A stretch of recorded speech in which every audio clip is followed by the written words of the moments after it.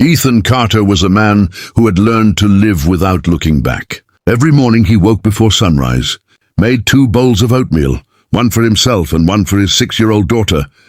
Lily packed her school bag, braided her hair the best a tired father could manage, and stepped into another day of survival. If you believe in kindness, second chances, and the power of small moments to change lives, please stay with us and watch this story till the end. If there is any mistake or shortcoming in our story, please kindly forgive us and support us with your love, patience, and encouragement. Don't forget to like, comment, share, and subscribe to Kindness True Stories, and tell us in the comments where in the world you are watching from. Your support means everything to us. 5 years had passed since the night Isabella walked out of their lives without a single word of goodbye. No letter, no phone call, no explanation, just silence. And a half-empty closet that Ethan eventually forced himself to clear out one painful Sunday afternoon. He had told Lily that Mommy had gone somewhere far away, somewhere she had to be, and that she loved her very much. It was the kindest lie he could build from the ruins of a truth. He did not yet understand himself. Over time, he stopped waiting for the door to open. He stopped checking his phone at midnight. He buried his heartbreak beneath school pickups, overtime shifts at the construction yard, and bedtime stories he read in a voice steadier than he felt. Lily became his whole world, and the world was enough, or so he told himself. On an ordinary Tuesday in October, Ethan took the afternoon off work to take Lily to her favorite spot, a small street cafe near the old park where they always shared a slice of lemon cake. The air smelled of autumn leaves and roasted coffee, and Lily was chattering happily about a drawing she had made in school, a house with 4 windows, a dog they didn't own, and 2 parents standing side by side. Ethan smiled at the picture and said nothing about the second figure.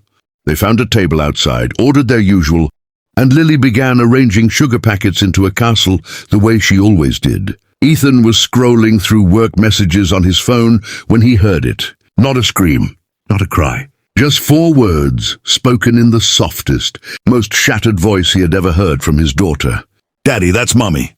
He looked up slowly, the way a man looks up when he already knows that what he sees will split his life in 2. Across the narrow cobblestone street, standing near a flower stall with a paper bag in her hands and her dark hair shorter than he remembered, was Isabella. She had not seen them yet. She was reading the label on a small pot of honey, completely unaware that 10 feet away, the 2 people she had left behind were watching her breathe. Lily was already climbing down from her chair. Ethan grabbed her hand, not to stop her, but because his own legs had stopped working.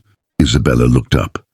The honey pot fell from her fingers and hit the pavement without breaking, rolling in a slow circle as if time itself had slowed.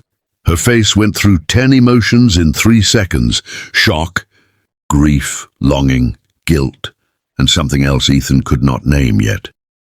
Lily pulled her hand free and ran. "Mommy!"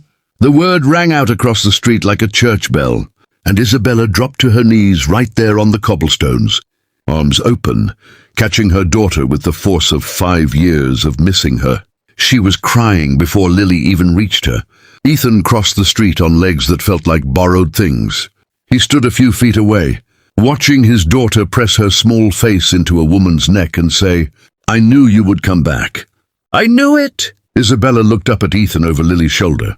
Her eyes were red and raw, and in them he saw not the woman who had abandoned them, but someone who had been through something he had not yet been given the language to understand.